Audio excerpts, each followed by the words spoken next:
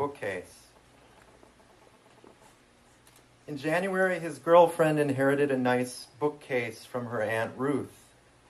He came home from work one day, folded his ham slices into bow ties, and ate while examining the bookcase.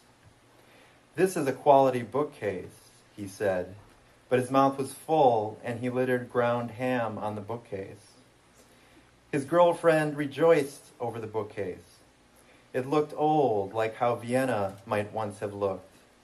He claimed to love Vienna, and so she thought he would stare at the bookcase and finally let her be. The bookcase occupied him because it was empty and it smelled like 1978. 1978 was a good year. He was 7 and 8 that year. A lot of ice cream and orange soda, but he hated penmanship class.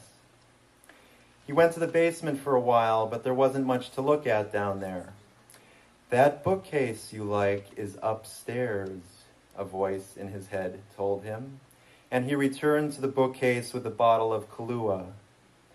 At midnight, he made a little bed in front of the bookcase. He sang it a 3-verse love song.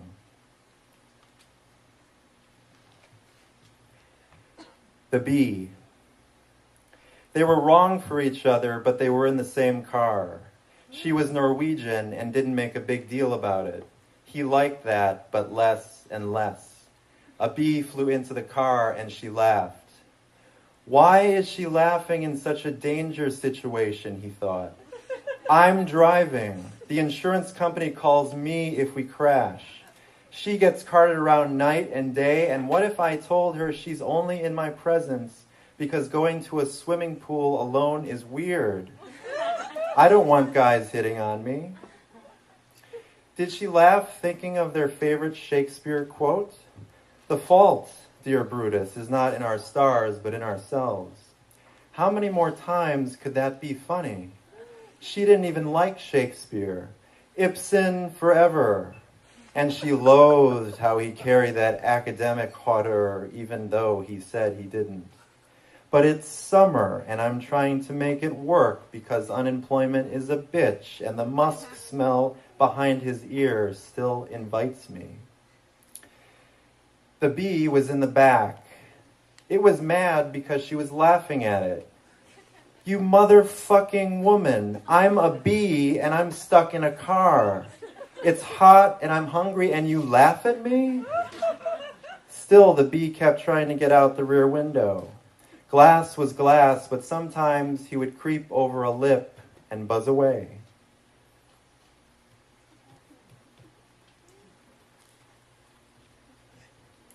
The Lute Music CD.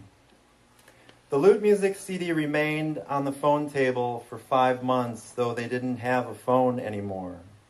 They didn't have children either, and there were no substitutes. His friend Paul had given the Lute Music CD to him for a birthday present. "Something different," said the accompanying card.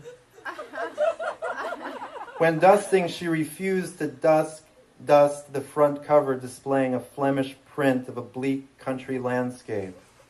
Even if some part of her happened to like lute music, the CD repelled her because he had ignored it so. In bed at night, she would look at his back. Sometimes he spoke in his sleep. "I actually don't like you, Paul," he said.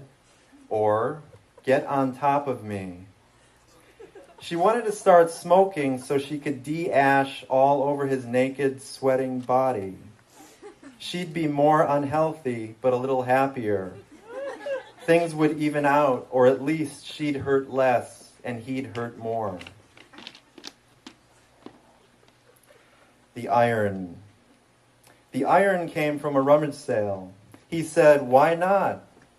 Her mother had told her never to buy used appliances. She didn't love him anymore.